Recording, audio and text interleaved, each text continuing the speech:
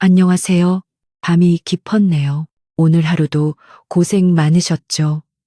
편안하게 쉬면서 오늘 밤 따뜻한 옛날 이야기를 들어보세요.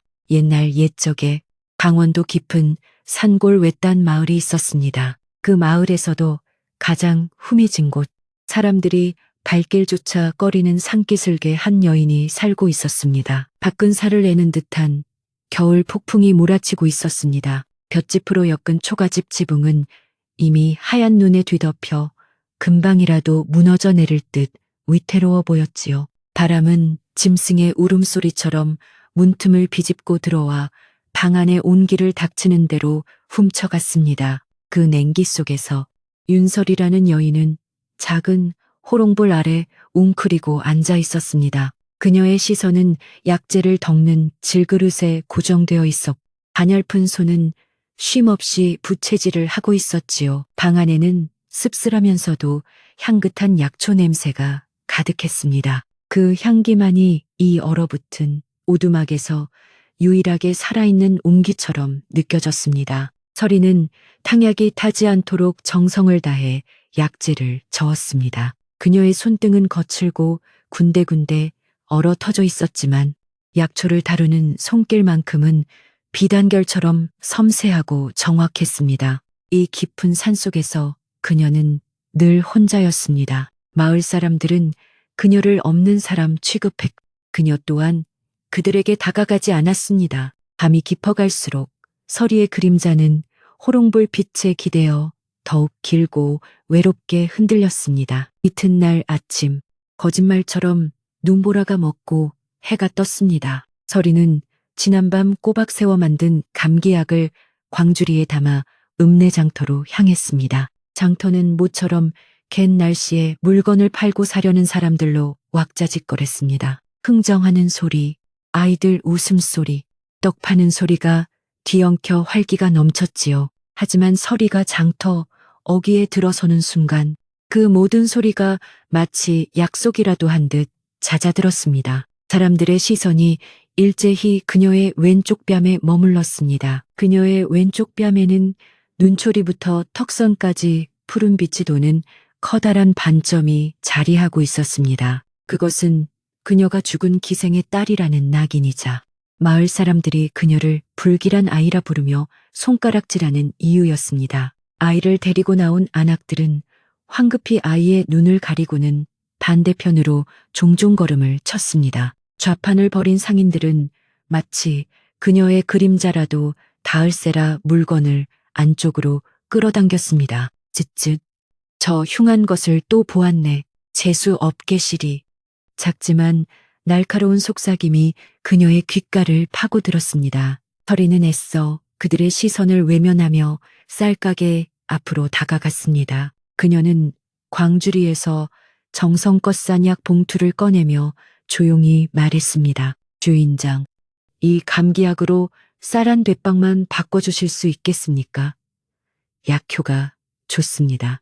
쌀가게 주인은 그녀의 얼굴은 쳐다보지도 않고 약 봉투는 더더욱 거들떠보지도 않았습니다. 그는 귀찮다는 듯 손을 내저으며 퉁명스럽게 말했습니다. 안 받네. 그 불길한 약을 누가 먹는단 말인가. 썩 저리 가지 못해 서리는 더 이상 아무 말도 하지 않았습니다. 그녀는 묵묵히 약 봉투를 다시 광주리에 담았습니다. 뼛속까지 시린 것은 겨울바람 때문인지 사람들의 냉대 때문인지 알 수 없었습니다. 그녀는 그저 고개를 숙인 채 무거운 발걸음을 돌려 다시 눈 덮인 산길을 향해 걸어갔습니다. 그날 밤 마을을 다스리는 박대감, 댁이 발칵 뒤집혔습니다. 그의 외아들이 불덩이 같은 열에 휩싸여 사지를 떨며 경기를 일으켰기 때문입니다. 용하다는 의원들이 모두 불려왔지만 아이의 증세는 조금도 나아지지 않았습니다. 모두가 고개를 저으며 목숨이 경각에 달렸다고 말했지요. 마지막 지푸라기라도 잡는 심정으로 박대감은 그가 평소 천한 것이라 멸시하던 서리를 당장 대령하라 명했습니다. 관아에 웅장하지만 냉랭한 기운 속으로 불려 들어간 서리는 아이를 진맥하자마자 침착하게 말했습니다. 열독이 머릿속 깊이 침투하였습니다. 급히 침을 놓고 약을 써야 합니다. 그녀가 침통과 약초 꾸러미를 펼치자 그때까지 아들의 병세에 정신이 팔려있던 박 대감이 촛불 아래 드러난 서리의 푸른 반점을 보았습니다. 대감의 얼굴이 공포와 분노로 일그러졌습니다. 내년, 감히 내년에 그 흉측하고 불길한 얼굴로 내 아들을 만지려 했더냐. 내가 감히 내 아들에게 해를 끼치려 하는구나. 그는 이성을 잃고 발길질로 약탕기와 침통을 걷어찼습니다. 귀한 약재들이 흙바닥에 나뒹굴고 서리는 힘없이 밀려났습니다. 박대감은 포졸들에게 고함쳤습니다. 저 요망한 것을 당장 끌어내라. 흠씬 두들겨 패서 내쫓아라. 날이 밝기 전에 이 마을에서 썩 꺼지지 않으면 당장 옥에 쳐넣을 것이니라. 포졸들의 무자비한 매질이 서리의 등과 어깨에 쏟아졌습니다. 온몸이 부서질 듯한 고통 속에서 서리는 눈보라가 몰아치는 깊은 숲속으로 도망쳤습니다. 차라리 이대로 얼어 죽는 것이 잡혀가서 옥사하는 것보다 낫다고 생각했지요. 매서운 바람이 상처를 핥혀 그녀의 의식은 점점 흐릿해졌습니다. 죽음의 문턱에서 그녀는 무언가에 발이 걸려 거칠게 넘어졌습니다. 그것은 눈 속에 파묻힌 커다란 소나무 아래 쓰러져 있는 한 사내였습니다. 남루한 평복 차림이었지만 옷은 이미 피로 흠뻑 젖어 붉게 얼어붙어 있었고 어깨에는 부러진 화살촉이 깊게 밝혀 있었습니다. 그는 미동도 없이 차가운 눈밭에 쓰러져 간신히 얕은 숨만 내쉬고 있었습니다. 그 순간 서리는 자신의 고통과 추위를 모두 잊었습니다. 그녀의 안에는 오직 사람을 살려야 한다는 의원의 본능만이 남았습니다. 그녀는 마지막 남은 힘을 쥐어짜 사내를 끌고 자신이 약초를 말리고 나던 작은 동굴로 향했습니다. 동굴 안에서 서리는 말은 나뭇가지를 모아 간신히 불을 피웠습니다. 그녀는 눈덩이로 사내의 상처를 닦아내고 떨리는 손으로 이빨을 악물며 깊게 밝힌 화살을 뽑아냈습니다. 그리고는 자신이 지니고 있던 약초를 씹어 상처에 붙였습니다. 그 후 사흘 밤낮 동안 서리는 꼼짝 않고 사내를 간호했습니다. 열에 들떠 헛소리를 하는 사내를 자신의 체온으로 덮여주고 눈을 녹여 끓인 묽은 죽을 입에 넣어주며 곁을 지켰습니다. 사흘 만에 사내가 마침내 눈을 떴습니다. 그는 오랫동안 말없이 동굴 천장을 바라보다가 곁에서 약초를 다듬고 있는 서리에게로 시선을 돌렸습니다. 서리는 깜짝 놀라 그를 바라보았지요. 낯선 사내의 시선이 자신의 푸른 반점에 머무는 것을 느꼈지만 그의 눈빛에는 그 어떤 두려움이나 경멸도 담겨 있지 않았습니다. 그저 깊은 지혜와 알 수 없는 위엄, 그리고 자신을 구해준 이에 대한 순전한 감사의 마음만이 담겨 있었지요. 그는 쉰 목소리로 물었습니다. 그대의 이름이 무엇이오? 서리는 태어나 처음으로 자신의 반점을 부끄러워하지 않고 대답했습니다. 윤설이입니다. 사내는 자신을 그저 길 잃은 나그네 무진이라 소개했습니다. 무진의 상처는 깊고 험했습니다. 화살에 독이 묻어 있었는지 상처가 덧나고 열이 다시 오르기 시작했습니다. 서리는 결심한 듯 동굴 밖으로 나섰습니다. 그녀는 눈 덮인 절벽을 기어올라 평소 마을 사람들에게는 너무 귀했을 엄두도 내지 못했던 귀한 약초들을 찾아냈습니다. 바위 틈에서 자라난 겨울 산삼과 얼어붙은 나무에 붙어 있는 영지를 캐냈지요. 동굴로 돌아온 그녀는 돌그릇에 약초를 다리고 날카롭게 다듬은 소나무 바늘로 침을 만들어 무진의 혈도를 짚어나갔습니다. 고란의 어이들에게 익숙했던 무진은 그녀의 침술이 정형화된 방식과는 다르지만 기의 흐름을 정확히 꿰뚫고 있음을 깨닫고 경탄했습니다. 그녀의 의술은 생명을 살리는 순수한 본능과 깊은 지혜에서 우러나오는 것이었습니다. 바로 그때 동굴 밖이 소란스러워지며 횃불의 그림자가 어지럽게 흔들렸습니다. 박대감이 보낸 포졸들이 수색 끝에 이들의 은신처를 찾아낸 것입니다. 곧이어 박대감이 거만하게 모습을 드러냈습니다. 그는 동굴 안에 남루한 두 남녀를 보고 비웃음을 터뜨렸습니다. 허, 괘씸한 것, 도망친 것도 모자라.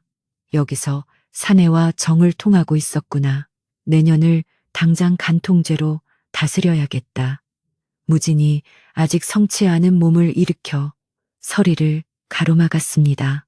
비록 허름한 옷을 걸쳤으나 그의 목소리에는 감히 거역할 수 없는 힘이 실려 있었지요. 관아의 수장이라는 자가 죄 없는 백성을 멋대로 내쫓고 핍박하는 것이 가당키나 한 일이더냐.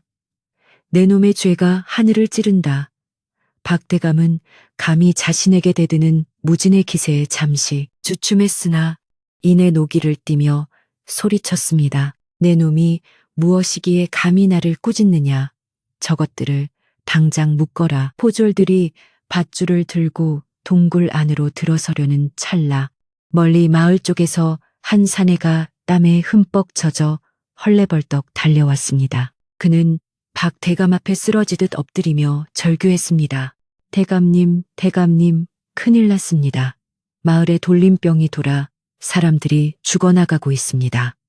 박 대감이 거부했던 서리의 진료를 받지 못한 그의 아들이 가장 먼저 숨을 거두었고 이제 걷잡을 수 없이 병이 번지고 있었던 것입니다. 다른 의원들은 모두 병이 무서워 도망쳐버렸습니다. 절망에 빠진 마을 사람들은 그들이 그토록 멸시하고 쫓아냈던 서리를 찾아 수버기까지 몰려와 울부짖으며 그녀의 이름을 불렀습니다. 서리는 자신을 묶으려던 포졸들의 손을 뿌리치고 밖을 보았습니다. 자신을 향해 애원하는 그 눈빛들을 그녀는 외면할 수 없었습니다. 서리는 자신을 잡으러 온 박대감을 뒤로하고 무진의 부축을 받으며 병마가 창궐한 마을을 향해 걸어 내려갔습니다. 서리는 마을로 돌아왔습니다. 죽음의 그림자가 짙게 깔린 마을은 아비규환 그 자체였습니다. 서리는 망설이지 않았습니다.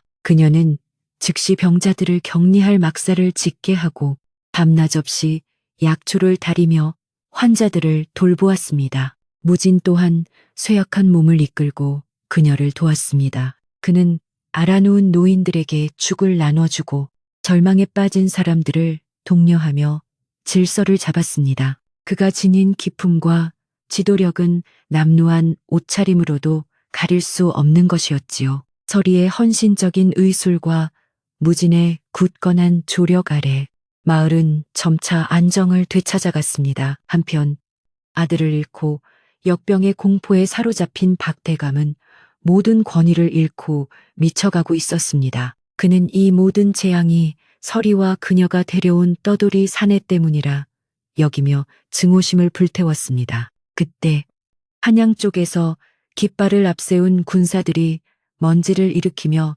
마을로 들이닥치고 있다는 소식이 전해졌습니다. 박대감은 수도에서 일어난 정변의 소식을 어렴풋이 주워들은 터라 그 군사들이 틀림없이 새롭게 권력을 잡은 승상 측의 군대일 것이라 확신했습니다. 그는 이것이 마지막 기회라 생각했지요. 그는 포졸들을 이끌고 막사로 달려가 환자들을 돌보던 서리와 무진을 역적이라는 죄목을 씌워 포박했습니다. 인연이 요사스러운 주술로 마을에 병을 퍼뜨리고 이놈은 그런 년을 등에 업고 민심을 교란했다. 박대감이 막 도착한 군대의 장수 앞에 두 사람을 끌어다 놓고 의기양양하게 외쳤습니다. 그러나 그의 기대와는 달리 칠흑 같은 갑옷을 입은 노장군은 말에서 내리자마자 무진의 행색을 유심히 살폈습니다. 그리고는 무언가에 홀린 듯 혹은 거대한 확신에 찬 듯 무진의 발 아래에 엎드렸습니다. 그의 칼이 땅에 부딪히며 쩌렁하게 울렸습니다. 전하 살아계셨나이까. 이 늙은 신하가 늦었습니다. 뒤따르던 모든 군사들이 일제히 무릎을 꿇고 외쳤습니다. 전하를 뵙습니다. 그들은 수도의 반란을 진압하고 옥좌를 되찾은 왕을 따르는 충성스러운 근위대였습니다. 박대감의 얼굴이 잿빛으로 변했습니다. 하늘이 무너지는 듯한 충격 속에서 그는 그 자리에 얼어붙었습니다. 그는 감히 용안을 해하려 한 대역죄와 백성을 수탈한 죄로 그 자리에서 직위를 박탈당하고 모든 재산을 몰수당한 채 가장 머나먼 변방의 노비로 끌려가게 되었습니다. 이렇게 혹독한 겨울이 가고 만물이 소생하는 따뜻한 봄이 찾아왔습니다. 역병은 완전히 사라졌고 마을에는 다시 생기가 돌았습니다. 황궁한 임금, 이 현무지는 서리를 잊지 않았습니다. 얼마 후 화려한 가마 행렬이 산골 마을에 도착했습니다. 서리 덕분에 목숨을 건진 마을 사람들은 이제 그녀의 푸른 반점을 부끄러워하거나 두려워하지 않았습니다. 그들은 진심으로 그녀에게 절을 올리며 그녀의 앞날을 축복했습니다. 하지만 임금은 서리를 복잡하고 위험한 궁궐의 후궁으로 부르지 않았습니다. 대신 그는 모든 관습을 깨고 그녀를 백성들의 병을 돌보는 해민서의 최고 의녀장으로 임명했습니다. 마지막 장면은 단정하고 위험 있는 의녀복을 입은 서리가 해민서의 현판 아래 당당히 서 있는 모습이었습니다. 그녀의 뺨을 덮었던 푸른 반점은 이제 수치와 고통의 상징이 아니라 수많은 생명을 구한 희망과 의술의 상징으로 빛나고 있었지요. 백성들을 살피러 몸소 해민서를 찾은 임금 이현이 그녀를 향해 따뜻한 미소를 지었고 서리 또한 세상에서 가장 평온한 미소로 그를 맞이했습니다. 두 사람은 그렇게 각자의 자리에서 백성을 위한 새로운 봄을 함께 열어가고 있었습니다. 안녕하세요. 밤이 깊었네요. 오늘 하루도 고생 많으셨죠? 편안하게 쉬면서 오늘 밤 따뜻한 옛날 이야기를 들어보세요. 옛날 옛적에 강원도 깊은 산골 외딴 마을이 있었습니다. 그 마을에서도 가장 후미진 곳, 사람들이 발길조차 꺼리는 산기슭에 한 여인이 살고 있었습니다. 밖은 살을 내는 듯한 겨울 폭풍이 몰아치고 있었습니다. 볏짚으로 엮은 초가집 지붕은 이미 하얀 눈에 뒤덮여 금방이라도 무너져 내릴 듯 위태로워 보였지요. 바람은 짐승의 울음소리처럼 문틈을 비집고 들어와 방 안의 온기를 닥치는 대로 훔쳐갔습니다. 그 냉기 속에서 윤설이라는 여인은 작은 호롱불 아래 웅크리고 앉아 있었습니다. 그녀의 시선은 약재를 덮는 질그릇에 고정되어 있었고 가냘픈 손은 쉼없이 부채질을 하고 있었지요. 방 안에는 씁쓸하면서도 향긋한 약초 냄새가 가득했습니다. 그 향기만이 이 얼어붙은 오두막에서 유일하게 살아있는 온기처럼 느껴졌습니다. 서리는 탕약이 타지 않도록 정성을 다해 약재를 저었습니다. 그녀의 손등은 거칠고 군데군데 얼어 터져 있었지만 약초를 다루는 손길만큼은 비단결처럼 섬세하고 정확했습니다. 이 깊은 산속에서 그녀는 늘 혼자였습니다. 마을 사람들은 그녀를 없는 사람 취급했고 그녀 또한 그들에게 다가가지 않았습니다. 밤이 깊어갈수록 서리의 그림자는 호롱불 빛에 기대어 더욱 길고 외롭게 흔들렸습니다. 이튿날 아침, 거짓말처럼 눈보라가 먹고 해가 떴습니다. 서리는 지난밤 꼬박 세워 만든 감기약을 광주리에 담아 읍내장터로 향했습니다. 장터는 모처럼 갠 날씨에 물건을 팔고 사려는 사람들로 왁자지껄했습니다. 흥정하는 소리, 아이들 웃음소리, 떡 파는 소리가 뒤엉켜 활기가 넘쳤지요. 하지만 서리가 장터 어귀에 들어서는 순간 그 모든 소리가 마치 약속이라도 한 듯 잦아들었습니다. 사람들의 시선이 일제히 그녀의 왼쪽 뺨에 머물렀습니다. 그녀의 왼쪽 뺨에는 눈초리부터 턱선까지 푸른빛이 도는 커다란 반점이 자리하고 있었습니다. 그것은 그녀가 죽은 기생의 딸이라는 낙인이자 마을 사람들이 그녀를 불길한 아이라 부르며 손가락질하는 이유였습니다. 아이를 데리고 나온 안악들은 황급히 아이의 눈을 가리고는 반대편으로 종종 걸음을 쳤습니다. 좌판을 벌인 상인들은 마치 그녀의 그림자라도 닿을세라 물건을 안쪽으로 끌어당겼습니다. 쯧쯧. 저 흉한 것을 또 보았네. 재수 없게시리. 작지만 날카로운 속삭임이 그녀의 귓가를 파고들었습니다. 서리는 애써 그들의 시선을 외면하며 쌀가게 앞으로 다가갔습니다. 그녀는 광주리에서 정성껏 싼 약 봉투를 꺼내며 조용히 말했습니다. 주인장, 이 감기약으로 쌀 한 대빵만 바꿔주실 수 있겠습니까? 약효가 좋습니다. 쌀가게 주인은 그녀의 얼굴은 쳐다보지도 않고 약 봉투는 더더욱 거들떠보지도 않았습니다. 그는 귀찮다는 듯 손을 내저으며 퉁명스럽게 말했습니다. 안 받네. 그 불길한 약을 누가 먹는단 말인가.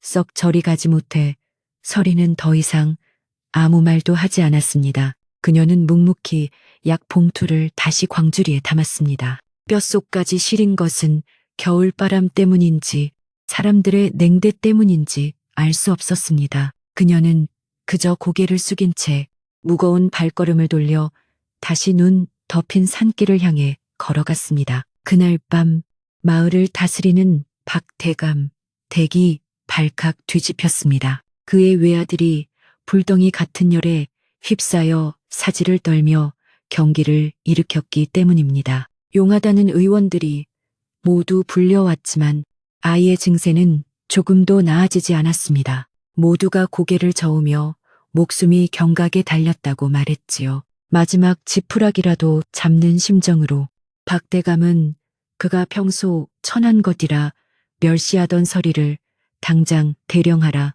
명했습니다. 관아에 웅장하지만 냉랭한 기운 속으로 불려 들어간 서리는 아이를 진맥하자마자 침착하게 말했습니다. 열독이 머릿속 깊이 침투하였습니다. 급히 침을 놓고 약을 써야 합니다. 그녀가 침통과 약초 꾸러미를 펼치자 그때까지 아들의 병세에 정신이 팔려있던 박대감이 촛불 아래 드러난 서리의 푸른 반점을 보았습니다. 박대감의 얼굴이 공포와 분노로 일그러졌습니다. 내년, 감히 내년에 그 흉측하고 불길한 얼굴로 내 아들을 만지려 했더냐. 내가 감히 내 아들에게 해를 끼치려 하는구나. 그는 이성을 잃고 발길질로 약탕기와 침통을 걷어찼습니다. 귀한 약재들이 흙바닥에 나뒹굴고 서리는 힘없이 밀려났습니다. 박대감은 포졸들에게 고함쳤습니다. 저 요망한 것을 당장 끌어내라. 흠씬 두들겨 패서 내쫓아라. 날이 밝기 전에 이 마을에서 썩 꺼지지 않으면 당장 옥에 쳐넣을 것이니라. 포졸들의 무자비한 매질이 서리의 등과 어깨에 쏟아졌습니다. 온몸이 부서질 듯한 고통 속에서 서리는 눈보라가 몰아치는 깊은 숲속으로 도망쳤습니다. 차라리 이대로 얼어 죽는 것이 잡혀가서 옥사하는 것보다 낫다고 생각했지요. 매서운 바람이 상처를 핥혀 그녀의 의식은 점점 흐릿해졌습니다. 죽음의 문턱에서 그녀는 무언가에 발이 걸려 거칠게 넘어졌습니다. 그것은 눈 속에 파묻힌 커다란 소나무 아래 쓰러져 있는 한 사내였습니다. 남루한 평복 차림이었지만 옷은 이미 피로 흠뻑 젖어 붉게 얼어붙어 있었고 어깨에는 부러진 화살촉이 깊게 박혀 있었습니다. 그는 미동도 없이 차가운 눈밭에 쓰러져 간신히 얕은 숨만 내쉬고 있었습니다. 그 순간 서리는 자신의 고통과 추위를 모두 잊었습니다. 그녀의 안에는 오직 사람을 살려야 한다는 의원의 본능만이 남았습니다. 그녀는 마지막 남은 힘을 쥐어짜 사내를 끌고 자신이 약초를 말리고 나던 작은 동굴로 향했습니다. 동굴 안에서 서리는 말은 나뭇가지를 모아 간신히 불을 피웠습니다. 그녀는 눈덩이로 사내의 상처를 닦아내고 떨리는 손으로 이빨을 악물며 깊게 밝힌 화살을 뽑아냈습니다. 그리고는 자신이 지니고 있던 약초를 씹어 상처에 붙였습니다. 그 후 사흘 밤낮 동안 서리는 꼼짝 않고 사내를 간호했습니다. 열에 들떠 헛소리를 하는 사내를 자신의 체온으로 덮여주고 눈을 녹여 끓인 묽은 죽을 입에 넣어주며 곁을 지켰습니다. 사흘 만에 사내가 마침내 눈을 떴습니다. 그는 오랫동안 말없이 동굴 천장을 바라보다가 곁에서 약초를 다듬고 있는 서리에게로 시선을 돌렸습니다. 서리는 깜짝 놀라 그를 바라보았지요. 낯선 사내의 시선이 자신의 푸른 반점에 머무는 것을 느꼈지만 그의 눈빛에는 그 어떤 두려움이나 경멸도 담겨 있지 않았습니다. 그저 깊은 지혜와 알 수 없는 위험, 그리고 자신을 구해준 이에 대한 순전한 감사의 마음만이 담겨 있었지요. 그는 쉰 목소리로 물었습니다. 그대의 이름이 무엇이오? 서리는 태어나 처음으로 자신의 반점을 부끄러워하지 않고 대답했습니다. 윤설이입니다. 사내는 자신을 그저 길 잃은 나그네 무진이라 소개했습니다. 무진의 상처는 깊고 험했습니다. 화살에 독이 묻어 있었는지 상처가 덧나고 열이 다시 오르기 시작했습니다. 서리는 결심한 듯 동굴 밖으로 나섰습니다. 그녀는 눈 덮인 절벽을 기어올라 평소 마을 사람들에게는 너무 귀했을 엄두도 내지 못했던 귀한 약초들을 찾아냈습니다. 바위 틈에서 자라난 겨울 산삼과 얼어붙은 나무에 붙어 있는 영지를 캐냈지요.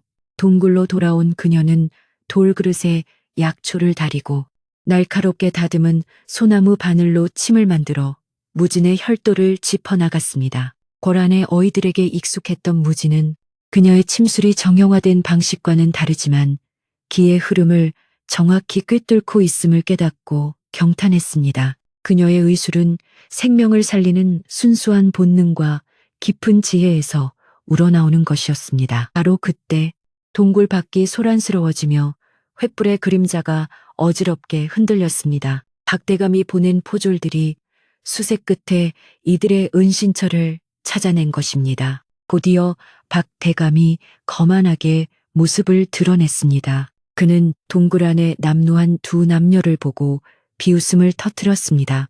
허, 괘씸한 것, 도망친 것도 모자라. 여기서 사내와 정을 통하고 있었구나. 내년을 당장 간통죄로 다스려야겠다. 무진이 아직 성치 않은 몸을 일으켜 서리를 가로막았습니다. 비록 허름한 옷을 걸쳤으나 그의 목소리에는 감히 거역할 수 없는 힘이 실려 있었지요. 관아의 수장이라는 자가 죄 없는 백성을 멋대로 내쫓고 핍박하는 것이 가당키나 한 일이더냐. 내 놈의 죄가 하늘을 찌른다. 박대감은 감히 자신에게 대드는 무진의 기세에 잠시 주춤했으나 이내 노기를 띠며 소리쳤습니다. 내 놈이 무엇이기에 감히 나를 꾸짖느냐. 저것들을 당장 묶어라. 포졸들이 밧줄을 들고 동굴 안으로 들어서려는 찰나 멀리 마을 쪽에서 한 사내가 땀에 흠뻑 젖어 헐레벌떡 달려왔습니다. 그는 박 대감 앞에 쓰러지듯 엎드리며 절규했습니다. 대감님, 대감님, 큰일 났습니다. 마을에 돌림병이 돌아 사람들이 죽어나가고 있습니다. 박 대감이 거부했던 서리의 진료를 받지 못한 그의 아들이 가장 먼저 숨을 거두었고 이제 걷잡을 수 없이 병이 번지고 있었던 것입니다. 다른 의원들은 모두 병이 무서워 도망쳐버렸습니다. 절망에 빠진 마을 사람들은 그들이 그토록 멸시하고 쫓아냈던 서리를 찾아 수버기까지 몰려와 울부짖으며 그녀의 이름을 불렀습니다. 서리는 자신을 묶으려던 포졸들의 손을 뿌리치고 밖을 보았습니다. 자신을 향해 애원하는 그 눈빛들을 그녀는 외면할 수 없었습니다. 서리는 자신을 잡으러 온 박대감을 뒤로하고 무진의 부축을 받으며 병마가 창궐한 마을을 향해 걸어 내려갔습니다. 서리는 마을로 돌아왔습니다. 죽음의 그림자가 짙게 깔린 마을은 아비규환 그 자체였습니다. 서리는 망설이지 않았습니다.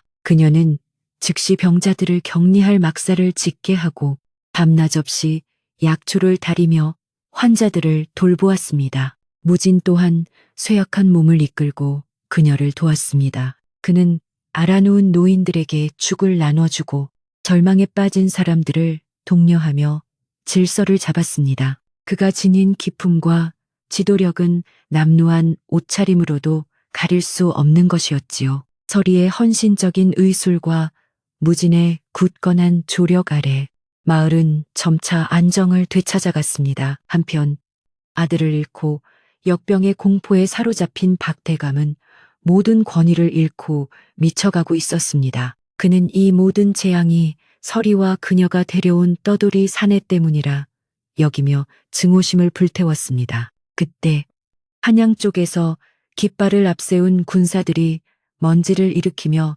마을로 들이닥치고 있다는 소식이 전해졌습니다. 박대감은 수도에서 일어난 정변의 소식을 어렴풋이 주워들은 터라 그 군사들이 틀림없이 새롭게 권력을 잡은 승상 측의 군대일 것이라 확신했습니다. 그는 이것이 마지막 기회라 생각했지요. 그는 포졸들을 이끌고 막사로 달려가 환자들을 돌보던 서리와 무진을 역적이라는 죄목을 씌워 포박했습니다. 인연이 요사스러운 주술로 마을에 병을 퍼뜨리고 이놈은 그런 년을 등에 업고 민심을 교란했다. 박대감이 막 도착한 군대의 장수 앞에 두 사람을 끌어다 놓고 의기양양하게 외쳤습니다. 그러나 그의 기대와는 달리 칠흑 같은 갑옷을 입은 노장군은 말에서 내리자마자 무진의 행색을 유심히 살폈습니다. 그리고는 무언가에 홀린 듯 혹은 거대한 확신에 찬 듯 무진의 발 아래에 엎드렸습니다. 그의 가리 땅에 부딪히며 쩌렁하게 울렸습니다. 전하 살아계셨나이까. 이 늙은 신하가 늦었습니다. 뒤따르던 모든 군사들이 일제히 무릎을 꿇고 외쳤습니다. 전하를 뵙습니다. 그들은 수도의 반란을 진압하고 옥좌를 되찾은 왕을 따르는 충성스러운 근위대였습니다. 박대감의 얼굴이 잿빛으로 변했습니다. 하늘이 무너지는 듯한 충격 속에서 그는 그 자리에 얼어붙었습니다. 그는 감히 용안을 해하려 한 대역죄와 백성을 수탈한 죄로 그 자리에서 직위를 박탈당하고 모든 재산을 몰수당한 채 가장 머나먼 변방의 노비로 끌려가게 되었습니다. 그렇게 혹독한 겨울이 가고 만물이 소생하는 따뜻한 봄이 찾아왔습니다. 역병은 완전히 사라졌고 마을에는 다시 생기가 돌았습니다. 황궁한 임금, 이 현무지는 서리를 잊지 않았습니다. 얼마 후 화려한 가마 행렬이 산골 마을에 도착했습니다. 서리 덕분에 목숨을 건진 마을 사람들은 이제 그녀의 푸른 반점을 부끄러워하거나 두려워하지 않았습니다. 그들은 진심으로 그녀에게 절을 올리며 그녀의 앞날을 축복했습니다. 하지만 임금은 서리를 복잡하고 위험한 궁궐의 후궁으로 부르지 않았습니다. 대신 그는 모든 관습을 깨고 그녀를 백성들의 병을 돌보는 해민서의 최고 의녀장으로 임명했습니다. 마지막 장면은 단정하고 위험 있는 의녀복을 입은 서리가 해민서의 현판 아래 당당히 서 있는 모습이었습니다. 그녀의 뺨을 덮었던 푸른 반점은 이제 수치와 고통의 상징이 아니라 수많은 생명을 구한 희망과 의술의 상징으로 빛나고 있었지요. 백성들을 살피러 몸소 해민서를 찾은 임금 이현이 그녀를 향해 따뜻한 미소를 지었고 서리 또한 세상에서 가장 평온한 미소로 그를 맞이했습니다. 두 사람은 그렇게 각자의 자리에서 백성을 위한 새로운 봄을 함께 열어가고 있었습니다. 안녕하세요. 밤이 깊었네요. 오늘 하루도 고생 많으셨죠? 편안하게 쉬면서 오늘 밤 따뜻한 옛날 이야기를 들어보세요. 옛날 옛적에 강원도 깊은 산골 외딴 마을이 있었습니다. 그 마을에서도 가장 후미진 곳, 사람들이 발길조차 꺼리는 산기슭에 한 여인이 살고 있었습니다. 밖은 살을 내는 듯한 겨울 폭풍이 몰아치고 있었습니다. 볏짚으로 엮은 초가집 지붕은 이미 하얀 눈에 뒤덮여 금방이라도 무너져 내릴 듯 위태로워 보였지요. 바람은 짐승의 울음소리처럼 문틈을 비집고 들어와 방 안의 온기를 닥치는 대로 훔쳐갔습니다. 그 냉기 속에서 윤설이라는 여인은 작은 호롱불 아래 웅크리고 앉아 있었습니다. 그녀의 시선은 약재를 덮는 질그릇에 고정되어 있었고 가냘픈 손은 쉼없이 부채질을 하고 있었지요. 방 안에는 씁쓸하면서도 향긋한 약초 냄새가 가득했습니다. 그 향기만이 이 얼어붙은 오두막에서 유일하게 살아있는 온기처럼 느껴졌습니다. 서리는 탕약이 타지 않도록 정성을 다해 약재를 저었습니다. 그녀의 손등은 거칠고 군데군데 얼어 터져 있었지만 약초를 다루는 손길만큼은 비단결처럼 섬세하고 정확했습니다. 이 깊은 산속에서 그녀는 늘 혼자였습니다. 마을 사람들은 그녀를 없는 사람 취급했고 그녀 또한 그들에게 다가가지 않았습니다. 밤이 깊어갈수록 서리의 그림자는 호롱불 빛에 기대어 더욱 길고 외롭게 흔들렸습니다. 이튿날 아침, 거짓말처럼 눈보라가 먹고 해가 떴습니다. 서리는 지난밤 꼬박 세워 만든 감기약을 광주리에 담아 읍내장터로 향했습니다. 장터는 모처럼 갠 날씨에 물건을 팔고 사려는 사람들로 왁자지껄했습니다. 흥정하는 소리, 아이들 웃음소리, 떡 파는 소리가 뒤엉켜 활기가 넘쳤지요. 하지만 서리가 장터 어귀에 들어서는 순간 그 모든 소리가 마치 약속이라도 한 듯 잦아들었습니다. 사람들의 시선이 일제히 그녀의 왼쪽 뺨에 머물렀습니다. 그녀의 왼쪽 뺨에는 눈초리부터 턱선까지 푸른빛이 도는 커다란 반점이 자리하고 있었습니다. 그것은 그녀가 죽은 기생의 딸이라는 낙인이자 마을 사람들이 그녀를 불길한 아이라 부르며 손가락질하는 이유였습니다. 아이를 데리고 나온 안악들은 황급히 아이의 눈을 가리고는 반대편으로 종종 걸음을 쳤습니다. 좌판을 벌인 상인들은 마치 그녀의 그림자라도 닿을세라 물건을 안쪽으로 끌어당겼습니다. 쯧쯧, 저 흉한 것을 또 보았네. 재수 없게 시리. 작지만 날카로운 속삭임이 그녀의 귓가를 파고들었습니다. 서리는 애써 그들의 시선을 외면하며 쌀가게 앞으로 다가갔습니다. 그녀는 광주리에서 정성껏 싼 약 봉투를 꺼내며 조용히 말했습니다. 주인장, 이 감기약으로 쌀 한 대빵만 바꿔주실 수 있겠습니까? 약효가 좋습니다. 쌀가게 주인은 그녀의 얼굴은 쳐다보지도 않고 약 봉투는 더더욱 거들떠보지도 않았습니다. 그는 귀찮다는 듯 손을 내저으며 퉁명스럽게 말했습니다. 안 받네. 그 불길한 약을 누가 먹는단 말인가.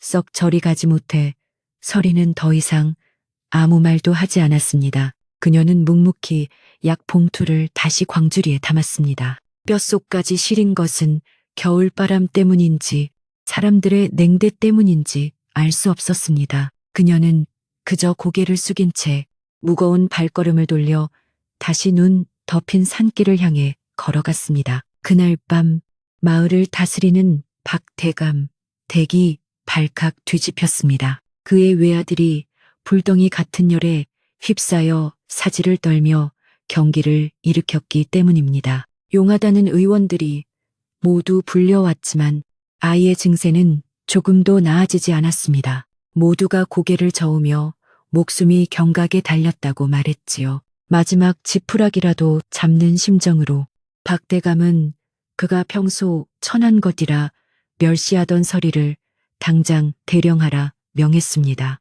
관아에 웅장하지만 냉랭한 기운 속으로 불려 들어간 서리는 아이를 진맥하자마자 침착하게 말했습니다. 열독이 머릿속 깊이 침투하였습니다. 급히 침을 놓고 약을 써야 합니다. 그녀가 침통과 약초 꾸러미를 펼치자 그때까지 아들의 병세에 정신이 팔려있던 박대감이 촛불 아래 드러난 서리의 푸른 반점을 보았습니다. 박대감의 얼굴이 공포와 분노로 일그러졌습니다. 내년, 감히 내년에 그 흉측하고 불길한 얼굴로 내 아들을 만지려 했더냐.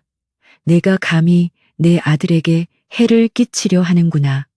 그는 이성을 잃고 발길질로 약탕기와 침통을 걷어찼습니다. 귀한 약재들이 흙바닥에 나뒹굴고 서리는 힘없이 밀려났습니다. 박대감은 포졸들에게 고함쳤습니다. 저 요망한 것을 당장 끌어내라.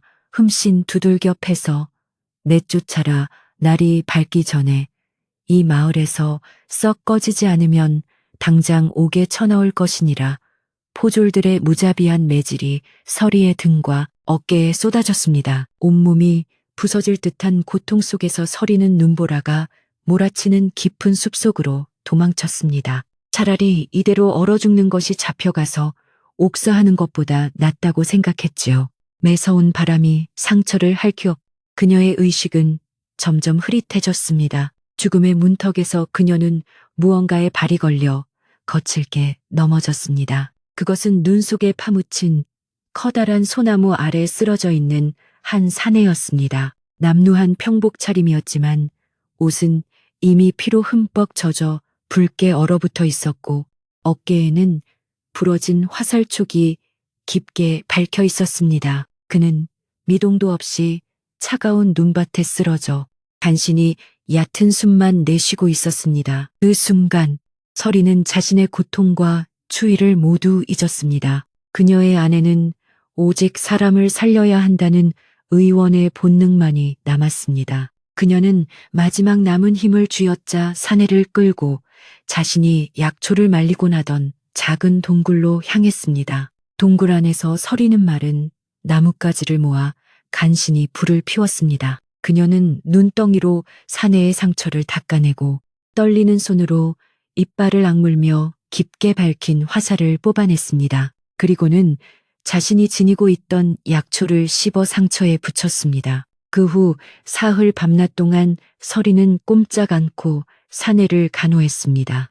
열에 들떠 헛소리를 하는 사내를 자신의 체온으로 덮여주고 눈을 녹여 끓인 묽은 죽을 입에 넣어주며 곁을 지켰습니다. 사흘 만에 사내가 마침내 눈을 떴습니다. 그는 오랫동안 말없이 동굴 천장을 바라보다가 곁에서 약초를 다듬고 있는 서리에게로 시선을 돌렸습니다. 서리는 깜짝 놀라 그를 바라보았지요. 낯선 사내의 시선이 자신의 푸른 반점에 머무는 것을 느꼈지만 그의 눈빛에는 그 어떤 두려움이나 경멸도 담겨 있지 않았습니다. 그저 깊은 지혜와 알 수 없는 위험, 그리고 자신을 구해준 이에 대한 순전한 감사의 마음만이 담겨 있었지요. 그는 쉰 목소리로 물었습니다. 그대의 이름이 무엇이오?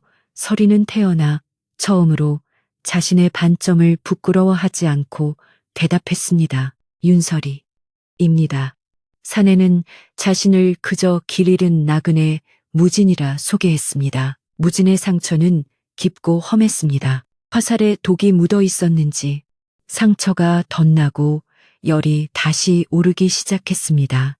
서리는 결심한 듯 동굴 밖으로 나섰습니다. 그녀는 눈 덮인 절벽을 기어올라 평소 마을 사람들에게는 너무 귀했을 엄두도 내지 못했던 귀한 약초들을 찾아냈습니다.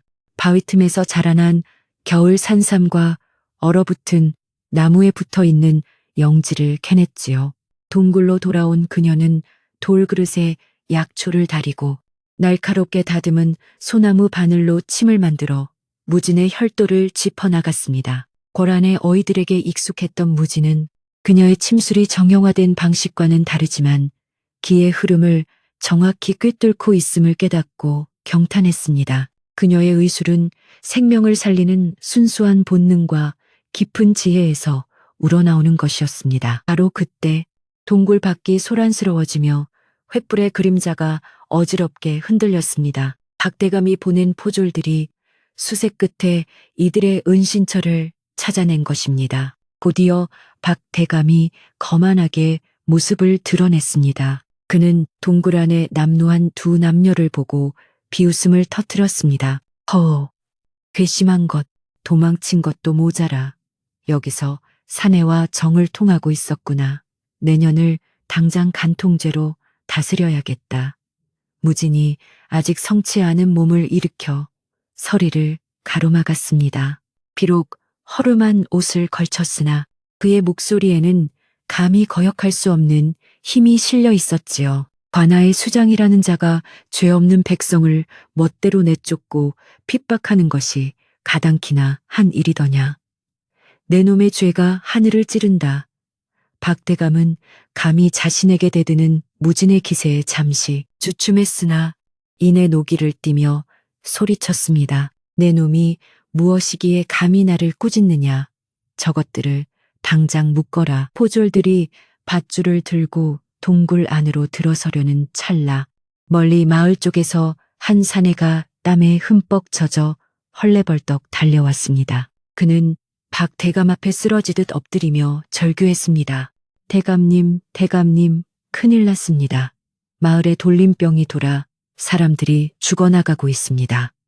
박 대감이 거부했던 서리의 진료를 받지 못한 그의 아들이 가장 먼저 숨을 거두었고 이제 걷잡을 수 없이 병이 번지고 있었던 것입니다. 다른 의원들은 모두 병이 무서워 도망쳐버렸습니다. 절망에 빠진 마을 사람들은 그들이 그토록 멸시하고 쫓아냈던 서리를 찾아 수버기까지 몰려와 울부짖으며 그녀의 이름을 불렀습니다. 서리는 자신을 묶으려던 포졸들의 손을 뿌리치고 밖을 보았습니다. 자신을 향해 애원하는 그 눈빛들을 그녀는 외면할 수 없었습니다. 서리는 자신을 잡으러 온 박 대감을 뒤로하고 무진의 부축을 받으며 병마가 창궐한 마을을 향해 걸어 내려갔습니다. 서리는 마을로 돌아왔습니다. 죽음의 그림자가 짙게 깔린 마을은 아비규환 그 자체였습니다. 서리는 망설이지 않았습니다. 그녀는 즉시 병자들을 격리할 막사를 짓게 하고 밤낮 없이 약초를 다리며 환자들을 돌보았습니다. 무진 또한 쇠약한 몸을 이끌고 그녀를 도왔습니다. 그는 알아놓은 노인들에게 죽을 나눠주고 절망에 빠진 사람들을 독려하며 질서를 잡았습니다. 그가 지닌 기품과 지도력은 남루한 옷차림으로도 가릴 수 없는 것이었지요. 서리의 헌신적인 의술과 무진의 굳건한 조력 아래 마을은 점차 안정을 되찾아갔습니다. 한편 아들을 잃고 역병의 공포에 사로잡힌 박대감은 모든 권위를 잃고 미쳐가고 있었습니다. 그는 이 모든 재앙이 서리와 그녀가 데려온 떠돌이 사내 때문이라 여기며 증오심을 불태웠습니다. 그때 한양 쪽에서 깃발을 앞세운 군사들이 먼지를 일으키며 마을로 들이닥치고 있다는 소식이 전해졌습니다. 박대감은 수도에서 일어난 정변의 소식을 어렴풋이 주워들은 터라 그 군사들이 틀림없이 새롭게 권력을 잡은 승상 측의 군대일 것이라 확신했습니다. 그는 이것이 마지막 기회라 생각했지요. 그는 포졸들을 이끌고 막사로 달려가 환자들을 돌보던 서리와 무진을 역적이라는 죄목을 씌워 포박했습니다. 인연이 요사스러운 주술로 마을에 병을 퍼뜨리고 이놈은 그런 년을 등에 업고 민심을 교란했다. 박대감이 막 도착한 군대의 장수 앞에 두 사람을 끌어다 놓고 의기양양하게 외쳤습니다. 그러나 그의 기대와는 달리 칠흑 같은 갑옷을 입은 노장군은 말에서 내리자마자 무진의 행색을 유심히 살폈습니다. 그리고는 무언가에 홀린 듯 혹은 거대한 확신에 찬 듯 무진의 발 아래에 엎드렸습니다. 그의 칼이 땅에 부딪히며 쩌렁하게 울렸습니다. 전하 살아계셨나이까. 이 늙은 신하가 늦었습니다. 뒤따르던 모든 군사들이 일제히 무릎을 꿇고 외쳤습니다. 전하를 뵙습니다. 그들은 수도의 반란을 진압하고 옥좌를 되찾은 왕을 따르는 충성스러운 근위대였습니다. 박대감의 얼굴이 잿빛으로 변했습니다. 하늘이 무너지는 듯한 충격 속에서 그는 그 자리에 얼어붙었습니다. 그는 감히 용안을 해하려 한 대역죄와 백성을 수탈한 죄로 그 자리에서 직위를 박탈당하고 모든 재산을 몰수당한 채 가장 머나먼 변방의 노비로 끌려가게 되었습니다. 이렇게 혹독한 겨울이 가고 만물이 소생하는 따뜻한 봄이 찾아왔습니다. 역병은 완전히 사라졌고 마을에는 다시 생기가 돌았습니다.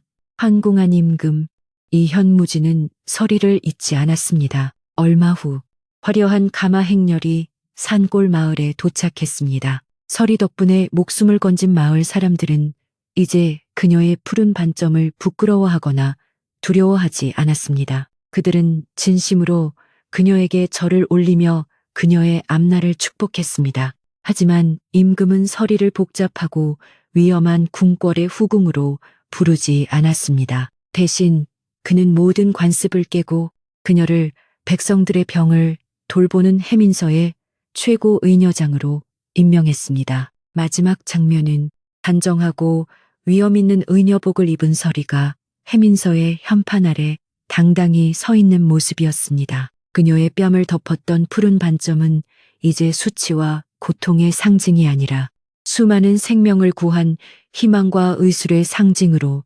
빛나고 있었지요. 백성들을 살피러 몸소 해민서를 찾은 임금 이현이 그녀를 향해 따뜻한 미소를 지었고 서리 또한 세상에서 가장 평온한 미소로 그를 맞이했습니다. 두 사람은 그렇게 각자의 자리에서 백성을 위한 새로운 봄을 함께 열어가고 있었습니다.